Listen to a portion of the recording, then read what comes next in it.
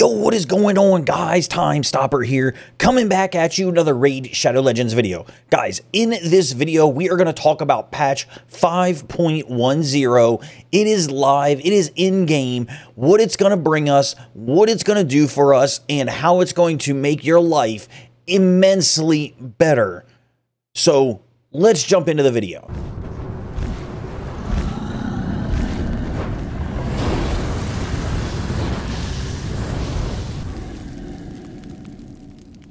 Okay, guys, so patch 5.10 is live. We've known about it for a couple days now. It was all on the mobile in some spaces, and it wasn't live in desktop, and it was all kind of a mess of a thing. It seemed like they were trying to do the right thing and get this thing rolled out. They gave us tons of communication ahead of time and everything else, and somehow, I guess, just on the back end, it fell flat. But anyway, I digress. It's in the game, so you can go over to the news tab and read about it, or you can go over on the forums. I'm going to bring up the forum post so we can kind of go over everything together and kind of swap between the two, because there is a couple things that are in here that I want to talk about real quick. So first and foremost, patch notes, 5.1 update, artifact reworking, a new crypt, artifact accessory filters, and more.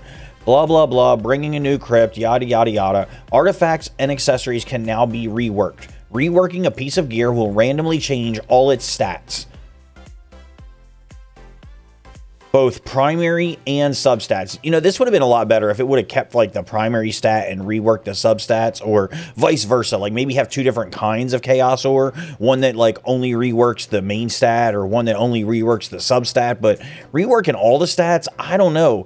I mean, the truth is, like, if I pull something, I don't want to roll something to find out if it's going to have, you know, a quad speed roll if it's wrong or whatever. Like, I'm not going to take a flat pair of defense gloves and roll it 4 times and have it roll flat attack and then be like, oh, well, this is a great piece for chaos ore. Like, that's just not what's going to happen. You know, I might take a piece that had a great main stat that didn't roll the substat that I wanted, but I kept rolling it because it was a quad, or vice versa. You know, maybe I have a quad speed piece that has a terrible main stat. Think about that. Like, you get a pair of gloves that is flat attack and you quad speed on it. It's already a great piece, right? But imagine you could use a piece of chaos ore and now it's a 6-star HP percent glove, or a 6-star defense percent glove. I mean, that would be amazing and exciting. But the way they did this, it's just like everything else in the game, just way too much RNG in my opinion. But let's go through these types of chaos ore. It says that there's 4 different pieces of chaos ore.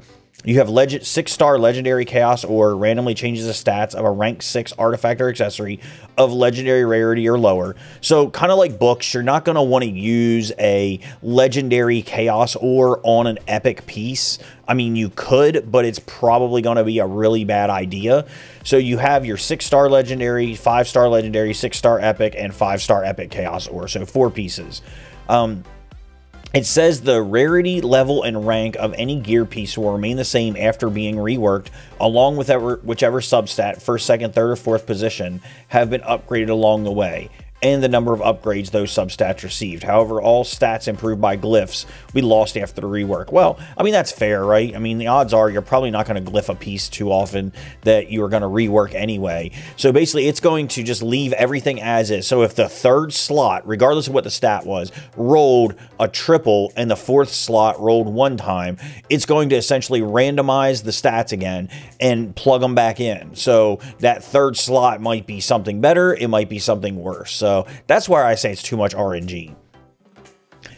This says you can get chaos ore from tournaments and events, as well as limited special offers. Each artifact or accessory can only be reworked once, and so choose wisely when selecting the piece of gear you want to rework. So you can only rework each one once. They've added some filters in the game to kind of tell which ones you've reworked and things like that, but I'll cover that in just a moment. Future me here. Just as I was getting ready to send this video off to YouTube, it looks like Plarium has bestowed upon us a gracious gift of the new update. If you go to the shop, you have 7 days to claim it. If you just go in here, you've got this goodie bag pack, which is going to include some 6-star, 1 whole piece of 6-star legendary chaos ore and 1 6-star epic chaos ore. You've got a day of XP boost, 50 multi-battles, 250 energy, and 150 AK silver. So, hey, it's free stuff. We'll take it. Make sure you claim it. You've only got about 7 days to do it, so make sure you hop in the game. Hop on all your alt accounts you got out there and grab this up. You know, I don't know how quickly I'd be using the chaos ore. I probably won't use mine right away. I'll probably just sit on it for a little while to figure out what's the best way to use it. But hey, it's free stuff nonetheless. Now, they did add, speaking of filters, look at that. They added new gear filters. We had a rank and rarity filter for artifacts and accessories, along with a filter letting you hide gear you fully reworked with chaos ore. After filtering for the gear you want, you can now also hit select all to select everything at once to make changes quickly and easily to sell. So let's take a look at this real quick. So in game, if we go into our gear, right? So this is where our filters are. So let's just click on something. We're going to go to filter. And then now we have this drop down here that says rank and rarity. And then we also have something down here. Oops, I'm in the way, aren't I? So we also have this thing down here that says hide fully reworked. So basically anything with chaos ore that was reworked once will automatically be hidden. I don't know what the need for that is, but I mean, I guess it's an extra filter, so that's not bad, right? So then we have our rank and rarity filters over here. So we're going to pop this open and you can see now we can filter by the amount of stars. So let's say I want to find all 4-star gear on my account, right? Well, it doesn't look like I have any. Let's click equipped here. Oh, okay. So I got some equipped on just random champions. So now I can filter and I can see just 4-star gear that's on my account in different places. This looks like all older gear, so don't judge me, guys. And then I can also filter further by the rarity of the item, right? So let's say you're doing a gear cleanse and you know that you're to the point where you just basically need to essentially get rid of all 5-star rare gear that's in your inventory. You can easily select 5-star rare gear and you can see what it all is. And you can decide, okay, am I keeping this piece? Like, is it really good? Or do I just need to cut this piece loose at this point? So super good for that. It's also going to make it so that you can find stuff a little bit easier. Like when you're trying to gear a champion, maybe you're just looking for 6-star only pieces and you only want like legendary, or of course you got the red ones in there, the mythic ones, right? Kind of feels bad. I don't have any mythic pieces. Look, even equipped. Feels bad. Damn you, Hydra. Anyway, so you can go ahead and filter through these. So that's pretty cool. I mean, it's some additional capabilities when it comes to filtering and stuff. I still feel like it misses the mark on some things. Like we can't filter by like highest to lowest or anything like that. I think that that's probably a limitation of the way they categorize stuff here. But I would love the fact if I could go like, hey, I want all 6-star, I want legendary stuff, and I want stuff that just has speed, but I want to go by highest to lowest amount of substats on speed or whatever the case may be, right? Like I would love to see a filter like that, or vice versa, or be able to flip the filters. I think that that would be kind of a game changer, quite honestly. But hey, it's a step in the right direction. It's been a long time coming, so it's certainly good in that aspect, right? Back over here, so we got the filter. So new Faction Crypt, we're adding a new Faction Crypt to the a new crypt to the Faction Wars for the Shadowkin faction. The new crypt will appear after the current faction cycle ends. Now, I don't know what that means. I don't know what the current cycle is, since they're kind of all over the place. So it might mean a couple days. I'm not really sure. I guess we'll just have to wait and see. Because as of right now, it doesn't show up, and I'll show you that in a second. Now, it says the reward for earning 819 stars, Lydia the Death Siren, has been moved to the 882nd star, which we already knew was going to happen, right? If you have already unlocked Lydia but haven't claimed her yet, she will be automatically added to the champion collection. If the collection is full, she'll be moved to the inbox. And those of you who have already unlocked her, this doesn't mean you'll be able to get a second Lydia. Darn. How awesome would that be if you could pick up a second Lydia? Oh man, can you see the rage in the community now? Yeah, let's go over and talk about this real quick, because I gotta be honest, something about this just doesn't sit right with me. And what doesn't sit right with me is the amount of decrease in rewards. Now, you can see they haven't added the extra crypt yet. I don't know if they're adding it up there, or down here, or what they're doing. We don't know when the current cycle ends, because obviously there's nothing here to tell us that. No idea, right? But we can see the rewards down here. Now, if you remember back before the dwarf faction existed, the highest amount of stars that you could get to in Faction Wars was 756. And you can see the rewards were fantastic leading up to it, right? We've got 5-star chickens, we've got Lego books, more 5-star chickens, sacred shards, literally on every line. Like, this is the type of rewards I want to see for pushing really hard at the end of Faction Wars, right? So then they added in the dwarf faction. So then they added in these 2 additional strips, and you can see they started to cheap out a little bit, right? They got a void shard in there. We've got an epic book, another void shard, another epic book. We've got some 4-star chickens. There's a legendary book sprinkled in there, and then we've got a sacred shard. So that was when they added the dwarves. Now they've added the Shadowkin, right? So let's look at what we get now. So the last time they added them, we got 2 void shards. We've got a Lego book, 2 epic books, and a sacred shard, right? Now they added 2 more lines because we got to get to 875. So we've got 1 void shard, 1 epic book, another void shard, 1 legendary book. I mean, we've got these charms right here, right? I mean, come on, Plarium. Are you kidding me? Like, you're going to give me 25 charms? Where is the Sacred Shard? Where is the Sacred Shard when I complete that faction? Because you know that's what you have to do, right? There's no reason. How exciting is it going to be for a new player coming in just now that's never done Faction Wars, right? Before it was kind of cool, right? You finished Faction Wars, you got Lydia, you got yourself a Sacred Shard, you're pretty pumped. Now you're like, okay, I got Lydia and I got a chicken. I mean, it's not that a 5-star chicken is bad, but they're clearly cheaping out, and you know that they plan on adding 2 more factions at some point. So how bad are the rewards going to really get? It's just getting out of control with the amount of like stuff that they don't put in the game anymore, right? But I digress. It's more rewards than we had before. Granted, you're going to have to go gear up some champions. You're probably going to have to level up some champions to do it. And yes, it's probably going to be frustrating for a little while. Oh, and by the way, they essentially nerfed the amount of glyphs that you can get every day now too, since there'll be no more 3 faction days.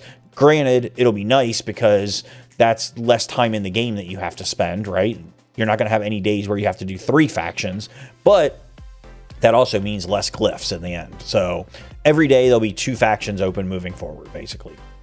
Now, we also have some champion rebalances here. We already knew about some of these, but I'll quickly go over them. Rotos, his Vitality Plunder, they added an effect. He now decreases the max HP of bosses by 30% of the damage inflicted. He used to not decrease the boss's max HP at all. Skull Lord Var-gall, on his skill 4, they added an effect that says it now decreases the max HP of bosses by 2.5%, except the Scarab King, whose max HP will decrease by 0.5% instead. Now, I got to be honest, I'm not really sure. I'm guessing that they're trying to make these guys more viable in Scarab King, because there's not really a whole lot of other bosses where you would use enemy max H or decrease enemy max HP type champions. I don't know that I want to tie up Rotos in Scarab King, quite honestly, when there's so many other champions that do it. However, Skull Lord Var-gall has been one of those champions that's out there that just no one really uses at all. He's frustrating to deal with when you go up against him in Doom Tower waves and stuff like that, but other than that, no one really uses him. I've seen footage of this guy soloing Scarab. I gotta think it's a bug, but he is like tearing through the shield on the Scarab King. So I don't know if that's intended or not, but you know, right now all the endgame players basically use Euros to solo Scarab King. Usually you're using like Vergis or something like that if you don't have Euros yet. But Skull Lord Var-gall could actually be viable if they leave that in the game. And then also his skill 2, Abyssal Clutch, cooldown increased from 5 to 4 turns. I don't know if that's going to make him a viable champion anywhere, again, other than this, because the truth is he just doesn't do enough for me compared to other champions. Anytime you slot a champion in any team, you got to think like, what is this guy bringing to the table that someone else, I'm going to lose from someone else, basically. And I just don't think he brings enough to the table. And then lastly, we've got Blood Gorged, added base speed, increased from 90 to 98. Obviously, much needed. There's no reason a legendary champion should ever have a base speed of 90. That's just absurd. Like, literally absurd. Now, we've also got some other changes and battle fixes here. We knew that they were adding 100 more slots to the max size of the champion vault. Love it. It's going to cost you like 6,000 gems or like 170 million silver if you want to unlock them all. Obviously, your mileage is going to vary with this. I mean, that's a lot of gems to spend. I know they would never do it, but God, I would love it if just one time they would just be like, hey, you know what? Here. Just go ahead and take these 100 spots, especially after they added Faction Guardians. Now we basically need those extra 100 spots. Dramatically overhauled the visual representation of shadows behind Fane's jawline and chin region to be more in line with the true artistic vision. Say what? This is a bug fix? Of all the bug fixes in the game, you had to fix the shadows behind Fane's jawline? You know what? We got to go look at this. Let's go look at Fane, guys. I can't take it. You know what? I wasn't going to do this, but let's just go look at Fane. Let's check out her jawline. Maybe she's got a better jawline now. I don't know. Where's she at? What is she? Spirit?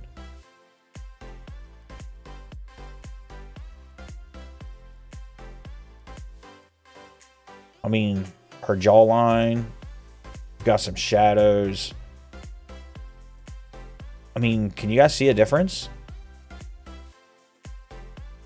Let's try from a different angle. Okay, maybe this angle. No, maybe this angle. Oh, maybe this angle. No. I don't know, guys. Let me know. Can you guys see a difference? I can't. And quite honestly, what a waste of time, to be honest with you. Anyway, fixed a bug that caused Koldath, the Magma Dragon, to place Hex debuffs on the team after a champion under a Hex was killed by the Overburn skill. Okay. Fixed an error that occurred during battles with the Demon Lord when Bellinor activated Xavia's Poison Rain skill. If this skill was set to don't use in the skill instructions. Well, that would be a pretty big fix. Fixed a bug that causes Vogoth's Festering Dynamo skill not to activate when Vogoth receives damage from the Ice Golem's Frigid Vengeance skill. Change the XP brew icon to make it different from the XP barrel icon. That's actually kind of a needed change. We're going to go look at that, but that's kind of a needed change. Fixed a bug that prevented champions who have fought the Hydra from being able to be put in the sparring pit. Okay, we knew that was a bug. Fixed a bug that allowed champions to decrease the Demon Lord's max HP. Okay. We've updated the skill descriptions for the Demon Lord and all of the Hydra heads, including Expose and X, to clarify they cannot have their max HP reduced by skills or artifact sets that have that effect. So, okay, not bad. Let's go take a look here in the tavern at the brews versus the barrels. I'm assuming they mean over here on the side, like when I'm trying to level someone up, right? So let's scroll down here to what they look like, because they did look pretty similar. Oh, I guess I got to pick someone first, right? Okay. I don't know. They still look really similar. Like, if I'm in a hurry, what I would really like to see them do, honestly, if they're trying to distinguish them from brews, is have them flip the other way, right? Instead of facing it the same direction as a brew, face it the opposite direction of a brew. That way I can kind of, like, see it if I'm in a real big hurry, right? So if I'm down here and I'm clicking stuff, I don't want... I mean, this is definitely better and different, but if you flip it the other way, then there's no way that I can accidentally mistake that if I'm in a hurry. But anyway, they say they updated it. So, I guess. But guys, lots of stuff going on in patch 5.10. Let me know what you guys think in the comments down below. Are you excited about the patch? Are you excited to have Shadowkin open and, you know, kind of dig into that faction and see how quickly we can get those factions done? Do you have the champions even for it yet? I mean, they've put it off for quite a long time. I would think at this point, most people have got to have all the champions that they need for Shadowkin, or pretty close to it at least. So let me know in the comments down below. But if you did make it in this far into the video, guys, be sure to leave a like on the video, subscribe to the channel, and of course, as always, until next time, be good.